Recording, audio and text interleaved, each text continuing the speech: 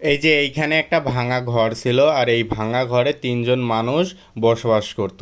ঘরটা বসবাসের একদম অনুপযোগী হয়ে গিয়েছিল, দেওয়াল ভেঙে গিয়েছিল, সাপ পোকামাকড় ঢোকার সম্ভাবনা ছিল। আর আপনারা জানেন যে মাটির ঘরে কিন্তু সাপ থাকে। তো এনাদের এই ভাঙা ঘরটা দেখে সুইডেন প্রবাসী ইসরাত জাহান আপু এবং হীরা আপু এনাদের জন্য 15-30 হাজার টাকা পাঠায়। সেই টাকা দিয়ে ঘর করা হয়।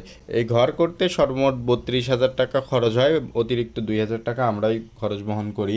দুই প্রবাসী আপুকে অসংখ্য ধন্যবাদ এনাদের মতন মানুষের পাশে থাকার জন্য। আর একটা কথা বলি, এনাদের পরিবারে তিনজন সদস্য, এর মধ্যে দুইজনই মানসিক ভারসাম্যহীন। অনেকেই বলতে পারেন পাগলদের ঘর করে দিলাম কেন, ওরাও তো মানুষ তাই না, ওনাদেরও তো একটা থাকার জায়গার দরকার আছে। আমাদের ভালো কাজের ভিডিওগুলো ভালো লাগলে অবশ্যই একটা শেয়ার করে দিবেন এবং আমার পেজটা ফলো করে সাথেই থাকবেন। আপনারাও কিন্তু চাইলে আপনাদের এলাকাতে এ ধরনের ভালো কাজগুলো করতে পারেন। এই ফিতা কাটেন, ঘর উদ্বোধন করেন, দুইজন ধরেন একসাথে।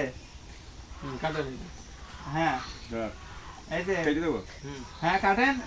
এই যে এই যে হাততালি। ঘর কিন্তু উদ্বোধন হয়ে গেছে।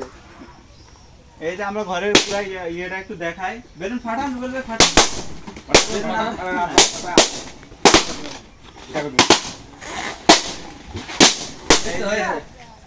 খুশিতে কিন্তু বেলুন ফাটাইতেছি। এই যে হয়ে গেছে। আর এটার জন্য আমাদের সর্বোচ্চ হেল্প করছে রুবেল ভাই। রুবেল ভাইকে অসংখ্য ধন্যবাদ।